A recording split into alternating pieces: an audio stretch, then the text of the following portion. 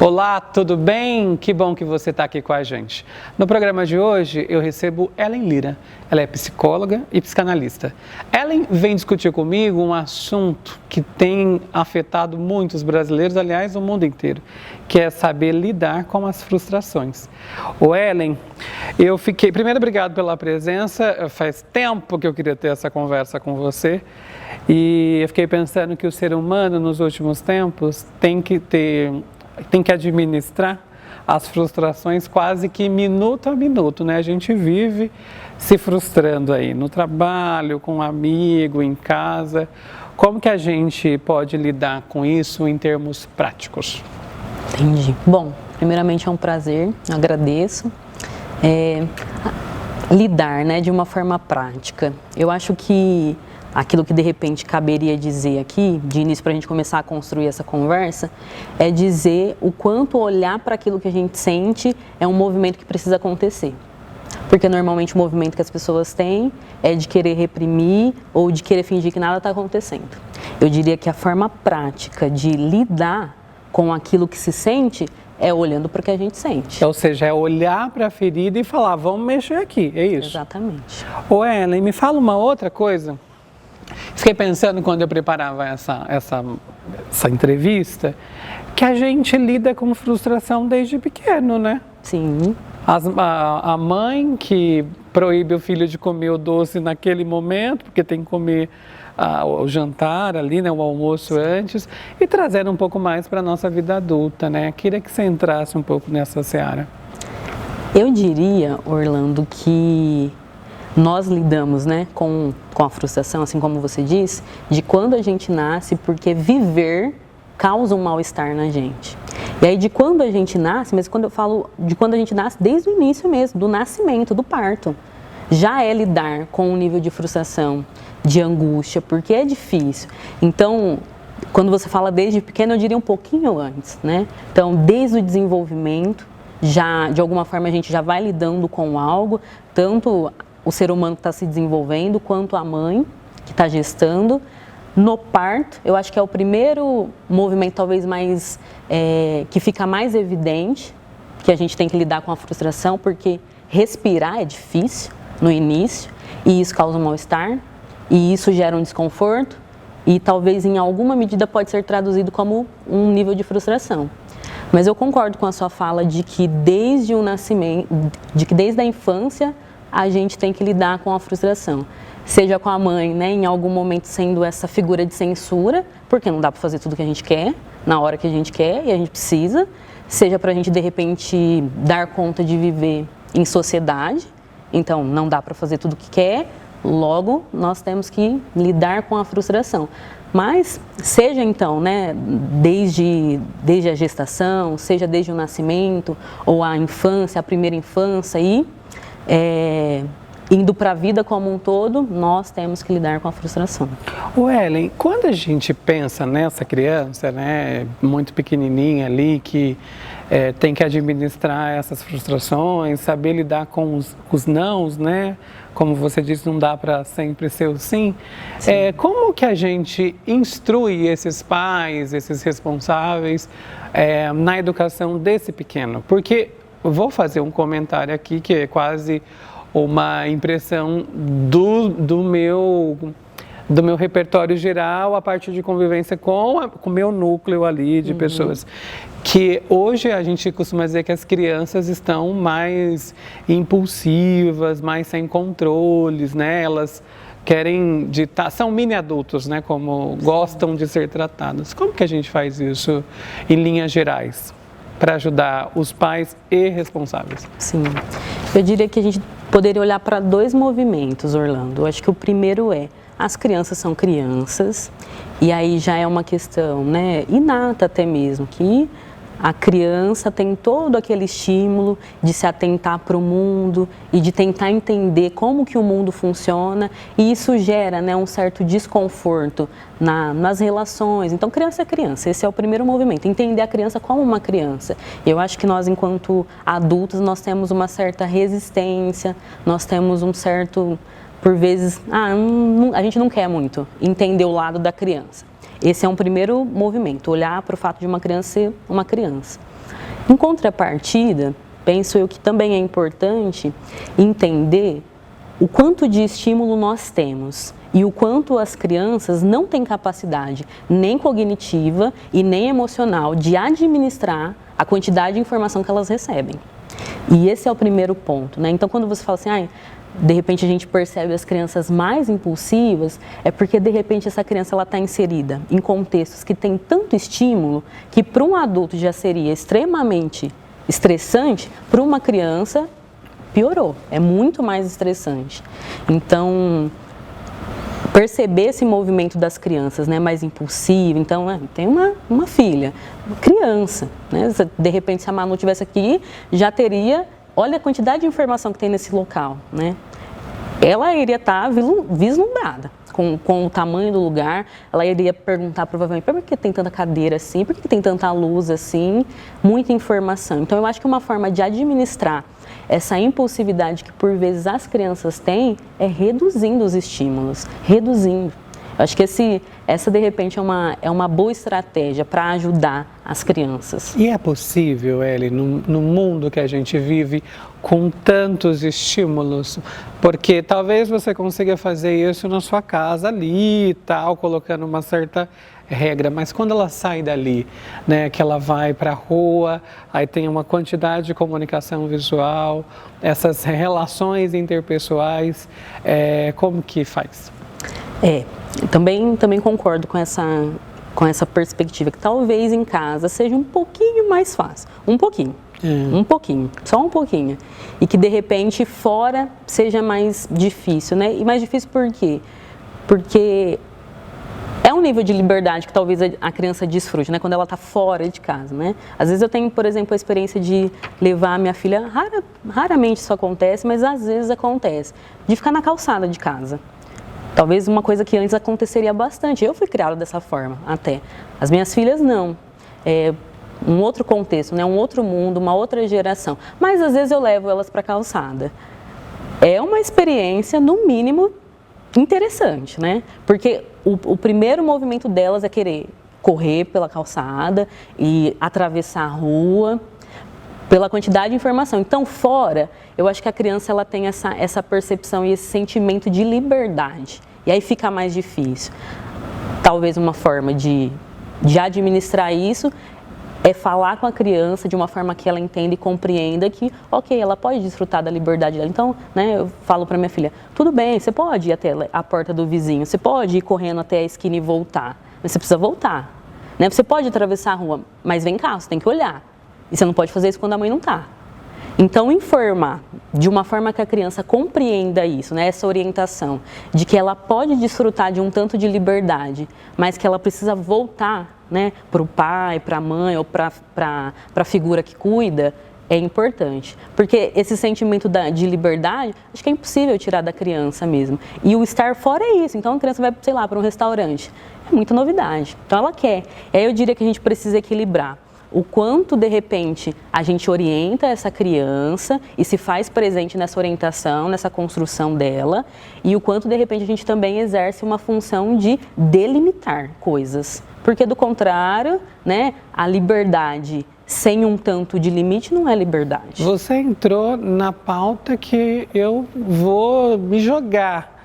Porque a gente também percebe hoje uma certa dificuldade de alguns pais em impor esses limites, né, Ellen? E é importante a gente trazer essa reflexão para cá, porque essa criança, daqui a um tempo, ela vai para a escola, ela vai conviver com outras crianças. E aí ela vai também saber o momento dela, né? momento que ela precisa. Primeiro, tá ali na escola, na sala de aula, fazer as suas atividades. Aí quando ela sai para um recreio ali, saber dividir o momento, esperar o momento que ela tem que pegar a refeição dela, que ela tem que guardar as coisinhas dela, que ela tem que esperar o amiguinho beber água primeiro para depois ela entrar nessa fila. Então é bom a gente trazer isso e você até dividir um pouco da sua questão pessoal, já que você tem uma filhinha pequena, a gente trazer isso para os pais, né? Começar a embutir ali, né? Esses pequenos limites, né? Olha, aqui são regras que talvez agora vão fazer a diferença na sua vida quando você estiver na escola, por exemplo, não é isso? Sim, com certeza. 2 filhinhas, né? E olha que interessante, né? Lá em casa, a minha filha de 4 anos, ela faz algo que me deixa muito brava, que é subir no sofá. E isso na minha casa, na casa da mãe dela, né, dos pais dela. E eu falo pra ela, filha, sofá não é um lugar de ficar pulando, sofá não é um lugar de subir. E, num determinado momento, poderia até pensar, mas o que tem, né? Deixa ela pular, tá se divertindo, tá em casa mesmo. Mas eu tô pensando no quê? No fora de casa. Porque de repente ela pular no sofá da mãe dela, beleza, ok. Agora, de repente, ela pular no sofá do Orlando, já seria um pouco chato. Ou, de repente, ela, sei lá, pular numa poltrona na escola, né? Subir na carteira e ficar pulando. Então, dentro de casa é onde começa a se construir essa noção de respeito, de limites. E aí isso aparece ou se potencializa em algum momento na escola, né? Talvez o movimento que por vezes acontece é os pais direcionar essa construção só para a escola. E aí não tem como, porque se faz em casa de uma forma, por que na escola vai ser diferente? Ou se faz em casa de uma forma, por que no restaurante ou em qualquer outro lugar vai ser diferente? Então precisa começar uma construção de base em casa. E aí a criança repete isso, porque as crianças elas aprendem por repetição. Então elas precisam ver isso de alguma forma, ver, repetir, até elas internalizarem esse comportamento e depois replicarem em outros ambientes. Vamos falar de adolescente agora? Vamos Nossa, falar. a gente viajou, né, nesse universo das crianças. E aí eu fiquei pensando, que eu sei que você trabalha com muitos adolescentes também. Eu fiquei pensando, os adolescentes, eles são muito pressionados, né? Para, primeiro, assumir uma quantidade de compromissos, né? Que você também em algum momento falou que até adultos têm uma certa dificuldade, né? Com tanta coisa. E depois é um período onde todo mundo já está olhando para esses adolescentes dizendo assim, e aí, o que você vai fazer? Vai prestar o quê? Né? E vai prestar um curso, uma graduação de algo que para ele pode ser para o resto da vida e pode ser que não seja tão assim. Então eu acho que é uma fase que a gente também exercita, né, uma certa crueldade com esses adolescentes. E aí, em contrapartida, muitos não sabem administrar essas frustrações. Queria também entrar nesse universo. Adolescência, né? Eu amo atender a adolescente, porque eu acho que o adolescente ele é tão intenso e ele coloca a gente em contato com essa intensidade que também existe dentro da gente, mas enquanto adulto a gente tenta, em alguns momentos, tamponar um pouco, né? Amenizar um pouco. E o adolescente, ele não consegue, né? Ele não dá conta de amenizar o que ele sente. Aí ele transborda isso de alguma forma. E por isso, você está falando sobre adolescência e eu estou pensando o quanto eu gosto de atender adolescente. E exatamente o que você falou. Eu acho que hoje em dia existe um peso muito significativo na adolescência. E a gente precisa se lembrar o quê? Né? Que a adolescência por si, ela já é uma época difícil, né? Por conta das mudanças que acontecem no corpo. E se perceber mudando é algo difícil. E aí quando o outro percebe que a gente está mudando, também é algo difícil. Então, essa fase na escola é um pouco difícil. De repente, a menina, o seio começa a crescer, o menino, a voz começa a engrossar, mas não é grossa, mas não é grossa. A menina, às vezes, começa a adquirir um certo corpo, mas, ao mesmo tempo, ainda não é um corpo de mulher. E isso tudo gera um desconforto muito significativo no adolescente. Então, a gente já poderia pensar, só por isso já é um grande desafio ser um adolescente. Somado a isso, já existe uma pressão nos adolescentes sobre a formação, sobre a vida profissional. E a gente poderia pensar assim, Orlando, um certo direcionamento, né? E talvez até mesmo dos pais para os filhos, uma cobrança no sentido, mas e aí, né? O que te chama a atenção? O que você está enxergando em relação a essa dinâmica que é viver no mundo, em sociedade, onde as pessoas elas exercem determinadas funções. E aí isso resulta em determinadas profissões. Então, o que de repente você está pensando disso? Mas, por vezes, o que eu vejo e como amostra que eu tenho é a clínica, não existe esse movimento. O movimento você precisa decidir o que você quer. O que você vai fazer? Qual é a faculdade? É a universidade X? É pública? É privada? É direito? Sei lá. E, de repente, esse adolescente, ele está entrando no ensino médio ainda. Entrando no ensino médio. E já tem toda essa pressão de que você precisa escolher. E é uma escolha assim, né? Na verdade, é uma proposta de escolha assim. Isso vai determinar a sua vida. Parte do que você vai viver se resume a isso. E aí parece que a vida, inclusive, talvez ela acabe nesse sentido. Então, eu reconheço, percebo um peso muito significativo nos adolescentes em relação a isso, o que pro desenvolvimento emocional é ruim. É ruim. E como que as pessoas podem ajudar a família, a escola nesse momento? Eu vou dar o meu depoimento, né? Quando jovem, adolescente, eu sentia a escola um pouco até mais parceira, vamos dizer assim, né? Não sei se hoje, com a quantidade de atribuições que esses professores têm, né, com essa dinâmica de administrar uma turma aqui, aí depois ele sai correndo para dar uma aula em uma outra parte da cidade, então esses vínculos em alguns momentos ficam um pouco mais frágeis. Mas na minha época eu tive sorte de ter professores mais próximos, né? Uhum. Então, como que você avalia? Como que a escola, os professores, a família podem ajudar? Existe um caminho, um equilíbriozinho para lidar com isso? Bom, eu diria que tudo que a gente pode pensar aqui vai ser sempre uma possibilidade, nunca uma regra e nunca, uma receita pronta, né? Porque até eu acho que não existe, inclusive, eu acho que todo mundo, né, enquanto vivente, vai construir esse caminho daquilo que é melhor para a sua vivência, né? Para a sua experiência de vida. Mas o que eu diria é que é importante buscar um tanto de equilíbrio no quanto se orienta e no quanto se ensina e no quanto existe de repente um tanto de... você precisa responder agora, está acabando o tempo, né? Você precisa definir, você precisa entrar de repente no ensino médio definido. Qual é o curso, qual vai ser a universidade e focar. Né, algo nesse sentido. Eu acho que o caminho a escola talvez vai ter sempre esse papel de ser esse canal que possibilita o aluno construir conhecimento, né? O aluno ele não vai só para a escola como se ele fosse um balde ser preenchido de informações, né? Acho que talvez essa seja uma construção muito rasa em relação a construir conhecimento e adquirir conhecimento. Não é um balde que enche de conhecimento. Então, a escola não é um lugar onde o aluno vai e ele vira um depósito de conhecimento. A escola talvez seja o lugar onde o aluno ele constrói o conhecimento. Não é assim, por exemplo, em relação às universidades, né? Que, de repente, onde os estudos, as pesquisas são desenvolvidas, ninguém chega lá e já é assim. Não, se constrói esse conhecimento. A escola, a mesma coisa.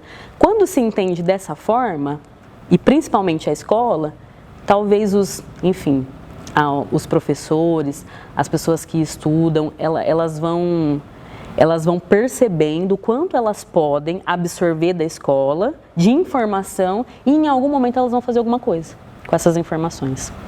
O Ellen, e também, assim, quando eu descrevia, né, essa história do meu caso em específico, que eu achava os professores muito mais próximos, hoje nós temos um cenário diferente, né, que é a questão da pandemia, né, que nesses 2 anos reconfigurou, né, a nossa forma de hora ensinar e hora de aprender também, né. Então eu imagino que agora que eles estão voltando, né, para esse universo presencial, ainda seguindo aí todos os protocolos sanitários, é mais uma tarefa árdua, porque agora você tem que motivar esse aluno, que muitas vezes ficou aí 2 anos à deriva, e agora ele precisa buscar um conhecimento do lá atrás para ser assertivo na decisão que vem pela frente, que é essa de escolher a profissão. E muitas vezes a gente sabe que as pessoas, estou falando agora da nossa massa brasileira, que precisam ser certeiras, ou seja, tem que escolher uma profissão que vai ter que se resolver ali, porque você não vai poder mudar, né, ou por N motivos, né? A gente sabe que tem, evidentemente, se a pessoa quiser mudar, ela pode fazer isso, mas nem todo mundo tem essa possibilidade. Então, a dinâmica hoje já é outra mesmo, em todos os sentidos, né? Sim, e isso que você colocou, Orlando, sobre precisar haver essa motivação em relação aos alunos, enfim, eu acho que em todas as idades, inclusive, precisa acontecer esse movimento, até mesmo porque parte, por exemplo, das narrativas que eu ouço, principalmente dos adolescentes, né, que agora estão nesse momento de voltar para a sala de aula, é um tanto de, mas como que eu vou fazer para fazer amizade, sabe, é um certo desconforto por já estar há tanto tempo só imerso na tecnologia ou na socialização virtual, que agora até, de repente, bater um papo como esse pode virar algo gigantesco, né, para o adolescente. E aí precisa, de repente, né, da escola contribuindo com essa motivação de repente, lembrar o aluno de que, poxa, a escola também é um ambiente agradável, a escola também pode ser um ambiente agradável, a escola também pode ser um ambiente confortável, né? Confortável para construir relacionamento, para aprender, para, de repente, mostrar aquilo que se aprende, para pegar uma habilidade que existe e potencializar essa habilidade.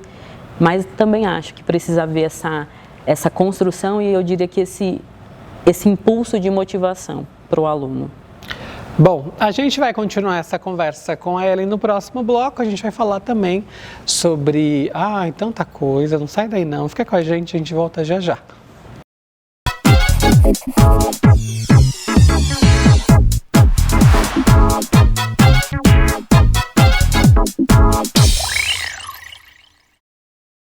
Todos os dias, diversos pacientes necessitam de transfusão sanguínea, seja por doenças crônicas, acidentes ou cirurgias de emergência.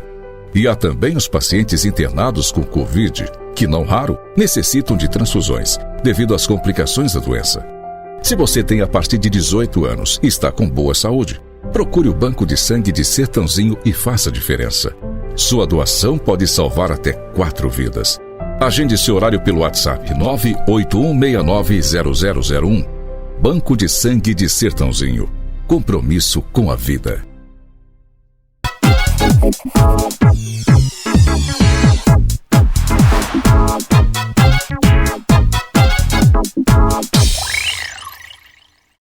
Já estamos de volta. O papo hoje é com a maravilhosa psicóloga e psicanalista Ellen Lira. Ô Ellen, nós estávamos falando no bloco anterior sobre a participação da escola.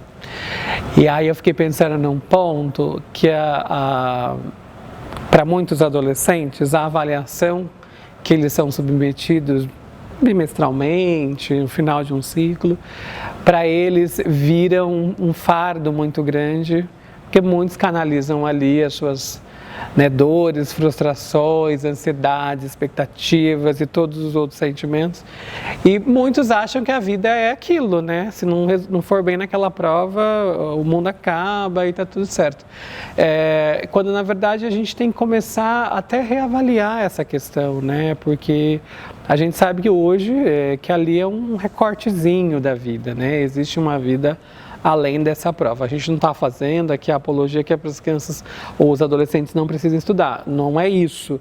Mas a gente também não pode jogar esse peso da nossa vida numa avaliação, né? A gente tem que educar essas crianças para o mundo de uma forma mais assertiva, né? Sim.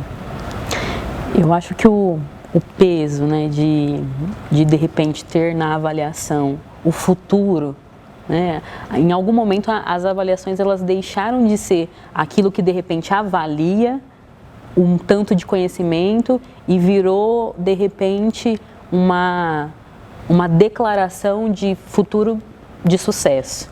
E isso é algo assim perigoso, né? Porque eu acho que a consequência disso, desse peso, é, por exemplo, eu me deparar, hora ou outra, com adolescentes que têm crises de ansiedade, com adolescentes que têm ataques de pânico, com adolescentes que têm um tanto de apreço, né? Mas de uma forma desajustada, só para o mundo virtual e já não enxerga mais na vida prazer, então é chato viver e só aquilo que eu enxergo nesses recortes do digital é legal, justamente para tentar fugir um pouco desse peso de essas provas elas vão resolver a minha vida e o meu futuro. E certamente não é uma apologia, por exemplo, não precisa estudar, não tem que ter prova, pelo contrário, eu acho que, né, eu sempre falo assim, principalmente às vezes, para os pacientes onde a demanda é, por exemplo, vestibular, ou de repente já está dentro da universidade, também leva, eu acho que muda só de fase, o antes de entrar na universidade, um peso das provas, então, de repente na adolescência, o depois da escola, o peso de passar numa faculdade, né, numa universidade, e aí tem que ter mais prova, e aí tem uma prova específica, e que para todo mundo é muito difícil, para todo mundo é muito pesado, e depois na universidade continua muita prova, então é prova o tempo todo, né? É prova o tempo todo. E aí tem todo esse peso. Então, o quanto será que a gente pode olhar para essa etapa da vida e entender que isso pode ser, de repente, um degrau para colocar a gente em contato com aquilo que a gente quer viver e o quanto, de repente, a gente precisa olhar para essa etapa da vida como de repente um degrau que pode derrubar a gente, porque se a consequência desse peso todo é um tanto de desajuste emocional, como equilibrar isso, né? Como equilibrar isso? Então, eu acho que tem muito esse peso em relação às avaliações, poderia acontecer de uma forma mais equilibrada, mais benéfica, sem de repente as pessoas precisarem entrar, no transbordar de desajuste, no transbordar já de sintoma, e aí se dá conta de que, então parece que uma prova não pode ocupar essa posição de determinar a minha vida como um todo, e a vida como um todo talvez seja uma trajetória muito significativa para a gente, com uma escolha da vida, né, uma escolha, determinar ou achar que determinou, né? E se fosse assim, a gente não teria tantas pessoas que, de repente, num determinado momento da vida, se encontram numa profissão e depois se aventuram em outra, né? Então, não foi uma escolha que determinou a vida, ou não é uma escolha que constrói a nossa vida, são várias escolhas.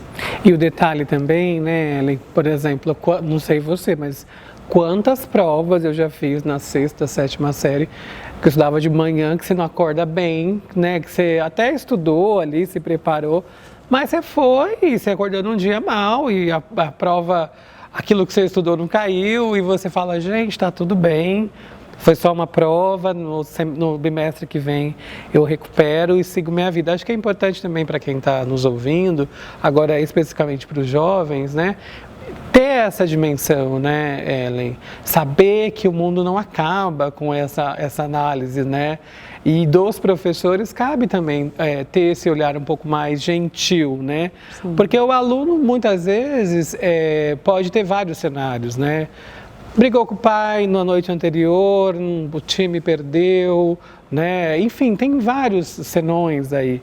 E aí, esse aluno, ao longo daquele bimestre, foi tranquilo, fez as atividades, cumpriu lá. Sim. E aí, só que na prova ele não foi tão assertivo assim. Então, acho que tem essas duas perspectivas, do aluno, de entender que isso é um recorte da vida dele, e dos professores Sim.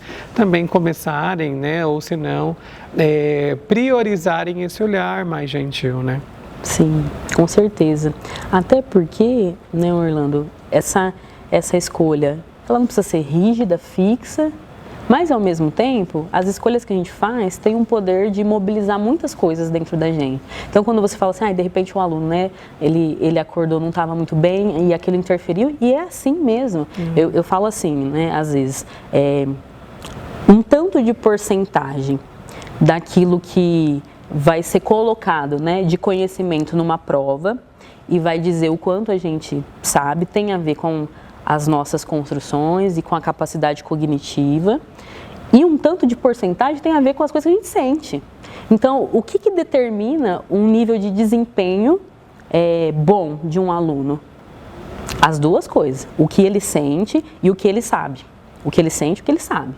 Você pode saber tudo, você pode ter a maior capacidade cognitiva, de armazenamento, de informação, enfim, né? Pode ter mente fotográfica, de repente, se você não tiver com essas emoções administradas, você simplesmente não consegue pegar o conhecimento e colocar no papel, descrever em uma pergunta, né? E aí, às vezes, já ouviu o relato assim, deu um branco. O que será que acontece que dá um branco, né, na gente? Vai para onde essa informação, se ela estava? E aí, depois da prova, de repente, essa informação, ela surge. O que será que acontece nesse movimento? E ele tem a ver com um tanto de desestabilização mesmo, interna, das emoções.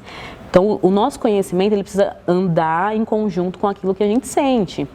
Equilibrar essas duas coisas vai fazer com que a gente pegue o potencial de conhecimento e coloque ele numa prova. Mas se as emoções elas não estão equilibradas, pode ter todo o conhecimento do mundo. Você não consegue acessar. Por isso que é interessante, né, Ellen, a gente reforçar mais uma vez, a gente trata desse assunto aqui, já tratou desse assunto várias vezes, a importância da inteligência emocional, né, Sim. de você transitar por essas emoções todas de forma assertiva, de forma coerente, de forma a olhar para você com mais gentileza, né? Hoje eu não estou bem por isso, mas está tudo bem. Sim. Eu não vou sair descontando a minha frustração nos outros, não vou sair descontando minha raiva no outro. Evidentemente, a gente... É um processo que demora, não é uma coisa que você fala, eu vou ler sobre inteligência e vou aprender e aplicar. Mas Sim. eu acho que é uma construção, né? Inclusive buscando ajuda, né? Procurando profissionais da psicologia, né? Que trabalham com essa linha de forma a conduzir, a auxiliar essas pessoas, né, Ellen? Sim, com certeza. Porque do contrário, né, se a gente não tem esse tanto de equilíbrio das emoções, o que acontece a gente fica se inferiorizando, a gente acha que de repente não ter acertado uma questão ou não ter passado num vestibular dá o título de burro pra gente, ou faz com que nós não sejamos dignos de viver nesse mundo, né? Então, quantas vezes eu ouço relatos como esse de que não passar no vestibular, de repente, poxa, não serve para nada. Como assim? Não passou no vestibular, não serve para nada? Tem tanta coisa nesse mundo para fazer, para viver. Agora, resumir parte do seu potencial de experiência com a vida por conta de um resultado, por conta de repente de uma avaliação, é algo muito pesado. É muito perigoso, né? Ellen, a gente linka, né, frustração também com expectativa, né? Essas palavras andam juntas, vamos dizer assim, né? Eu crio muita expectativa, de repente não aconteceu nada daquilo e aí eu me frustro, choro e tudo mais. Mas o que eu queria falar com você nesse momento é como que a gente pode administrar essas frustrações. A gente falou um pouquinho ali da infância, no bloco anterior, dos adolescentes, mas isso também tem um peso gigante na nossa vida adulta. Como que a gente faz isso? As expectativas, olha, eu costumo pensar que eu acho que eu tenho uma visão tanto na contramão do que as pessoas consideram acerca das expectativas, né? Normalmente a gente ouve falas assim, não crie expectativas, né? Então, sei lá, tem até essas frases, assim, que às vezes circulam muito na internet, né? O digital, que é não crie expectativas, crie não sei o quê, enfim, falas nesse sentido. E eu penso assim, como é possível isso? Viver uma vida sem criar expectativas? A gente coloca expectativa em tudo. E eu não acho que colocar expectativa nas coisas seja um problema. Até porque não tem como não colocar. Porque colocar expectativa em algo é traduzir o quanto parte da gente se importa com algo, o quanto parte da gente se atenta para algo. E aí a gente coloca expectativa, né? Então, antes de sair de casa e vir para cá, eu coloquei expectativa em estar aqui. E isso me fez desejar que essa conversa fosse boa, e isso me fez desejar que esse momento fosse agradável. Veio a partir da expectativa. Agora a questão é, e se de repente, no caminho, sei lá, furasse o pneu do carro, né? E eu não conseguisse chegar. Se de repente acabasse a luz e aí não desse mais para continuar, a expectativa, ela foi frustrada. Como lidar com essa expectativa? É esse o ponto. Como que a gente lida com a expectativa? Não é esse movimento de que será que eu faço para impedir o ter expectativa? Não tem como, Orlando. Nós sempre vamos ter expectativas. O ponto sempre vai ser como lidar com a expectativa. E o lidar é tentar conciliar aquilo que a gente sente e não potencializar mais do que é. Então, poxa, de repente não deu. De repente eu vou precisar refazer. De repente eu vou precisar recalcular. Então, eu acho que esse é o ponto, né? Na vida adulta, principalmente, mas assim, todas as etapas da vida, a gente sempre vai colocar a expectativa em algo. Então, a gente coloca expectativa na roupa que a gente quer comprar, na roupa que a gente usa, na conversa que a gente tem, no encontro que a gente vai ter, enfim, na casa que a gente quer comprar, no carro, no jogo que vai ter, quem vai ganhar. A gente coloca expectativa em tudo o tempo todo. No bolo que a gente está fazendo ali, saber se deu certo a massa, né? No bolo, que de repente pudim. Faz sempre da mesma forma e num determinado dia transborda lá. Exato. E suja tudo fogão, né? Esse é o ponto. Como lidar com a expectativa? Entendendo que as mudanças da vida e as mudanças de cenários são coisas das quais a gente não tem controle. Detalhe que você começou a falar das frases utilizadas nesses memes, eu tive um insight aqui quando você falava, que a gente também vê muito nas redes sociais, aquele quadro expectativa e realidade, né? Sim. E aí coloca uma imagem lá, brincando, uma expectativa X, quando na verdade a realidade é totalmente. Então, é olhar para essa realidade de forma madura e de falar, eu não dou conta de tudo, tá tudo certo e vamos para cima, é isso. Sim, mais ou menos. Certeza. Segue o baile, né? Segue o baile, até porque a vida segue de qualquer forma. Então, não nos resta outra alternativa a não ser seguir também. E olhar com maturidade, né, Ellen? Né? Tipo, o pneu furou? Ok, eu vou atrasar um pouco, vou mandar uma mensagem para o Orlando. Orlando, sim, daqui 20 minutos eu chego e tá tudo certo, não é? Sim. É um pouco disso. Ô Ellen, eu também queria falar sobre ansiedade, né? Tem a frustração, tem a expectativa, no meio está aí uma certa ansiedade e a sensação que eu tenho é que está todo mundo ansioso, está todo mundo querendo as coisas para ontem, né? Como que a gente lida com isso? E eu já queria engatar uma próxima pergunta, se na tua opinião as redes sociais contribuíram para acelerar isso. Então eu tenho a sensação que o mundo inteiro, eu não posso generalizar, eu sei, mas que está todo mundo ansioso, né? Devaneio meu? Claro que não, claro que não. Eu vou começar a construir a resposta já pegando a última pergunta. E aí eu vou complementando e construindo com você. A ansiedade é algo que faz parte da vida. Então, a ansiedade não surgiu com essa temporada, né? Não surgiu com essa geração. A ansiedade faz parte da vida. É importante diferenciar isso, inclusive. Quando a gente pensa em ansiedade, na maioria das vezes, a gente sempre pensa em ansiedade como algo ruim, como algo que de repente deixa a gente mal, como algo que é prejudicial. E ok, tem essa parte também. Mas a ansiedade, ela tem uma função pra gente, né? Para a nossa sobrevivência, que é de impulsionar a gente a se retirar de situações de perigo. É essa a função da ansiedade. E aí a gente traduz a ansiedade como isso que mobiliza algo dentro da gente e é traduzido para fora, e é manifesto para fora, né? Então, se de repente uma cobra estivesse vindo em direção, um monte de coisa no nosso organismo ia começar a acontecer para de repente impulsionar a gente, de alguma forma buscar uma resolução de saída dessa situação. Isso é ansiedade. Agora, tem essa função. E, somada a essa função, tem o tanto de estímulos que a gente tem, o quanto o mundo ele é rápido demais. Então, a gente tem facilidades que talvez uma outra geração não tinha. E isso, ao mesmo tempo que é algo bom, também é algo do qual a gente tem que aprender a lidar agora, já que tem esse tanto de facilidade. E isso gera o quê? Um monte de reação, que é traduzido em vários sintomas. E aí a gente tem palpitação. De repente a gente tem dor de barriga, de repente a gente tem isso que a gente não sabe nem explicar o que é, sabe esse nó na garganta, que a gente não sabe dizer muito bem o que é.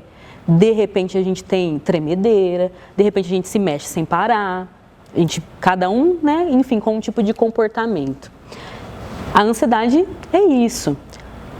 O todo mundo estar ansioso, eu não acho que é porque o mundo está ansioso, porque é uma condição da vida humana, lidar ou sentir, né? Experimentar da ansiedade. Agora, é um desafio para nós enquanto pessoas aprender a lidar com a ansiedade e administrar para que ela não se potencialize pro negativo. Que é isso que todo mundo percebe da ansiedade. Poxa, então a ansiedade é algo que me deixa mal, a ansiedade é algo que me dá, eu tenho crise de ansiedade, eu não consigo fazer. De repente, uma pessoa muito ansiosa, e é aí a diferença, né? Inclusive da ansiedade. De repente, uma pessoa muito ansiosa, ela não conseguiria vir para cá, conversar. Isso já é um movimento muito, muito significativo. Então, a gente precisa começar, de repente, a enxergar o que, de fato, é uma ansiedade num nível desastroso para a convivência, para a saúde emocional, e o que é a ansiedade que, de repente, faz parte da vida, né? Então, sei lá, antes de vir para cá, eu fiquei um pouquinho ansiosa. Poxa, vou fazer algo importante, vou fazer algo que eu quero me sair bem. Isso gera ansiedade. Como administrar para isso não me impedir, de repente, de sair de casa? É esse o ponto. Então, ansiedade teremos sempre, e não tem o que fazer. Não vai existir uma fórmula e não existe remédio que faça a gente, que acabe com aquilo que a gente sente, né? Não existe remédio. Então, Ellen, tem remédio, né, para ansiedade? Não tem remédio para ansiedade. Não tem remédio. O importante também, né, Ellen, é a pessoa procurar ajuda profissional para lidar com esse sentimento, descobrir de onde vem essa ansiedade também, né? Qual o universo que ela foi criada, né? Então, os pais muito enérgicos que cobravam resultados, e aí essa pessoa precisava sempre dar conta de tudo, e agora ela vê que não dá conta por N motivos. Então, buscar o X da questão, né? E eu achei o máximo que você, enquanto falava, nas entrelinhas estava. A ansiedade tem uma parte boa, como a inveja, por exemplo, tem. Que todo mundo tem uma certa aversão de dizer, a inveja não pode ser invejoso. Mas quando, na verdade, a gente sabe que a inveja, por exemplo, tem uma parte boa, no sentido de quando você tem uma referência e trabalha, luta, busca para ser igual, mas não querer pegar essas coisas da pessoa de forma leviana. Então, é bom também a gente trazer para o pessoal que tem sentimentos que, embora tidos num primeiro momento como ruins, eles têm a sua função ali na narrativa de cada indivíduo, né, Ellen? Eu acho que a inveja, a manifestação da inveja, ela também é algo interessante de se analisar, né? Esses dias eu brinquei assim com uma amiga, ela trabalha, ela é mãe como eu, ela viaja, e aí nessa temporada do trabalho dela, que ela precisa se deslocar para uma determinada cidade, ela precisa ficar 1-2 dias em um hotel. Aí eu falei para ela, amiga, eu tenho uma inveja de você que você vai. Eu falei assim, meu sonho. E ficar 2 vezes na minha semana em um determinado local, sem as filhas, só curtindo a minha própria companhia. Tenho inveja, falei isso para ela, né? Agora, né, traduzir isso como inveja, mas a inveja é aquilo que sempre ocupa essa função de menosprezar aquilo que é do outro. é isso que é inveja. Então, a inveja, como que a gente percebe, né? A inveja é aquilo assim, mas, nossa, Orlando, blusa bonita. De repente você fala, nossa, blusa bonita, mas mas será que combina com todo tipo de roupa? Mas dá para usar com todo tipo de roupa? Então, a inveja é sempre aquilo que o outro, né, que sente, ele precisa sempre inferiorizar. Porque é a forma de encontrar o desejo, né? E perceber aquilo que é bom, inclusive. Aquilo que é bom. Porque se fosse tão assim, se fosse tão negativo assim, ele não se atentaria. Aí ele precisa pegar aquilo de alguma forma e inferiorizar no outro. Né? Então, nossa, comprei um carro, mas nessa época, comprar um carro, nossa, nessa época tão difícil. Inveja. Então, a inveja, para identificar a inveja, eu diria que a gente faz esse movimento, né? Tem o outro inferiorizando algo em você, mas ao mesmo tempo esse algo tem um potencial de ser algo desejado, talvez seja uma inveja. Uau! Você precisa voltar mais vezes aqui, viu? O tempo está acabando, mas eu quero te fazer 2 perguntas, assim, para a gente rapidamente encerrar. Eu comentava com você nos bastidores que eu tenho uma impressão, pegando o gancho dos jovens, já que a gente ficou um tempo falando sobre eles também, que os jovens de hoje estão mais desmotivados, né, em relação ao jovem de 2 décadas, não sei, é uma impressão. Queria saber qual que é a tua opinião sobre isso.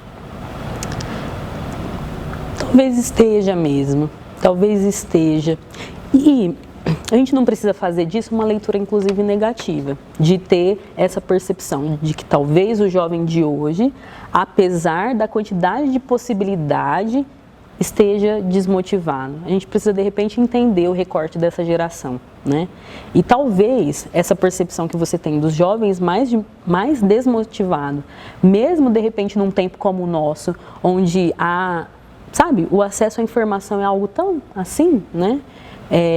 Pode ser traduzido no recorte mesmo, dessa época. Esse é o dilema, talvez, né? Ou um dos dilemas. Talvez o jovem esteja mais desmotivado, porque talvez tenha muita coisa, tenha muita possibilidade, né? Claro que dentro das limitações que todo mundo vai experimentar de alguma forma, mas assim como para as crianças é difícil administrar a quantidade de estímulo, para um jovem também é difícil se deparar com um cenário onde, poxa, eu posso fazer várias escolhas e cada uma delas tem a possibilidade de dar muito certo ou de dar muito errado. E aí, de repente, é mais fácil não escolher nada. E isso gera o não estar motivado. Porque o que impulsiona a gente, o que motiva a gente é estar ativo, é fazer as coisas. E aí o não dar conta de fazer as coisas, de fazer escolhas, deixa a gente desmotivado. Talvez seja uma reação dessa dificuldade, né, de fazer uma escolha. Às vezes também é um movimento um tanto neurótico. Isso de... mas sorvete de trufa ou sorvete de ninho trufado? Qual que eu escolho? E aí fica tanto tempo na possibilidade que não dá conta de escolher e de repente, simplesmente não escolher outra coisa. Aceitar que eu preciso escolher uma coisa e isso automaticamente me deixa sem a outra. E suportar isso. Então, talvez esse movimento, Orlando, ele venha daí, da quantidade de escolhas que a gente pode fazer e do quanto é difícil abrir mão das outras possibilidades, porque não dá para ter tudo, assim como as crianças, mas a gente também não consegue ter tudo. Então, dar conta de fazer, de repente, uma escolha e suportar que essa escolha, mesmo que temporariamente, anula as outras possibilidades, talvez vai ajudar a gente a encontrar motivação na vida. Porque, do contrário, a gente vai sempre se deparar, então, com a desmotivação e vai ficar sempre desmotivado, né? E eu acho que a desmotivação, ela vem desse caminho, assim, de paralisação, na verdade, desse movimento de não consigo fazer algo. E aí, esse não fazer algo deixa a gente para baixo, deixa a gente desmotivado. E o peso dessa escolha, né? De saber se foi a certeira ou se não, né? Mas acho que é uma outra discussão. Sim.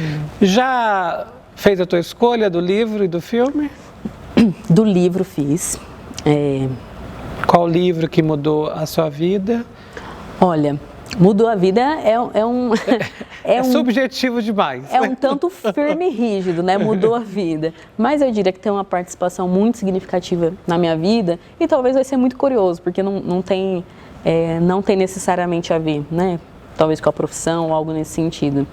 É um livro, diria 2 livros, Orlando, vamos falar aqui 2 livros, que falam sobre o mesmo assunto, inclusive. Um livro se chama A Dieta da Mente e o outro livro se chama Este Não É Mais um Livro sobre Dieta. Esses 2 livros tiveram um impacto tão significativo na minha vida que é sempre um livro que eu indico para todo mundo. São dos mesmos autores? Não são dos mesmos autores. O título é curioso, né? A Dieta da Mente e Este Não É Mais um Livro sobre Dieta. São livros excelentes. E o filme ou uma série que te mexeu de alguma maneira? Olha, assim, não consigo pensar em um filme assim, sabe, de repente falar um filme com um enredo bem, assim, talvez romantizado, que tem um impacto. Não me lembro, nesse momento não tenho, inclusive. Mais uma série, para não deixar de falar sobre algo, é a última série que eu assisti, e inclusive assisti em casal essa série, que se chama Raio Negro. Eu acho que é uma série muito atual, trabalha várias coisas, né? Tem até recortes sobre terapia na série, tem um incentivo a pensar toda a dinâmica da sociedade, da política, de uma forma bem forte. Tem toda uma questão racial que é envolvida na série e, ao mesmo tempo, uma fantasiada, que é trazer uma questão de repente, pessoas que têm superpoder, um determinado poder, tanto que o protagonista, ele é um homem negro que tem raio negro. Uma série excelente, que aborda várias coisas, várias questões. Essa seria a série. Está na Netflix. Olha, ótimas dicas. Querida, obrigado, sucesso na sua jornada e você vai ter que voltar mais vezes aqui. Com certeza, quando você quiser. Obrigado, viu? Para você que ficou com a gente até agora, um carinho, um abraço afetuoso. A gente se vê na semana que vem. Tchau.